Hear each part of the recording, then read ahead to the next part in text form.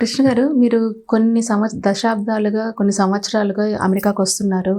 ఇక్కడ సంస్థలు మిమ్మల్ని ఇన్వైట్ చేస్తున్నాయి. మరి అప్పటికి ఇప్పటికి మీరు ఏమైనా తేడాలు చూస్తున్నారా? మీకు ఏమన్నా డిసప్పాయింట్ కలిగించిన విషయాలు ఏమైనా ఉన్నాయా? అంటే 22 ఏళ్ళుగా నేను మధ్య మధ్య అప్పుడప్పుడు వస్తూ వెళ్తూ ఉన్నాను.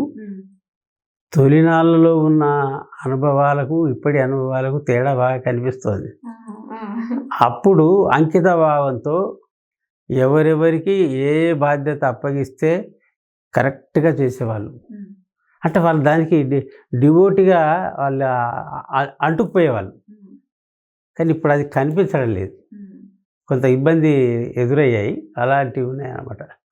అది అంటే ఇప్పుడు అందులో వాళ్ళకి ఇంట్రెస్ట్ ఉండాలి, ఏ విధంగా సేవాభావం ఉండాలి. ఆ రెండు ఉంటే తప్ప ఇది కుదరదు. అంటే పాత తరంలో అలా ఉండేది. ఇప్పుడు కొత్త తరంలో కూడా అంటే ఇప్పుడిప్పుడు వాళ్ళకు అలవాటు చేసుకుంటున్నారు కాబట్టి ఇంకా మునుముందు అనుభవంలో అవి దాన్ని అధిగమించి అతిక్రమించి బాగా చూస్తారేమో. అది చూద్దామని. అది కృష్ణ గారు, అప్పుడు అంటే 22 years బ్యాక్ చూసుకున్నట్లయితే మనకు 1-2 ఆర్గనైజేషన్స్ ఉండేవి. ఇప్పుడు చూసుకుంటే వీధికి ఒకటి, అసలు క్యాస్ట్కి ఒకటి, అలాగే ప్రతి దానికి వర్గానికి ఒకటి అన్నట్లు చాలా ఆర్గనైజేషన్స్ వచ్చేసాయి. ముందు ముందు ఎక్కడికి పోతుంది అనుకుంటున్నారు మన? అంటే ఈ కుల మతాల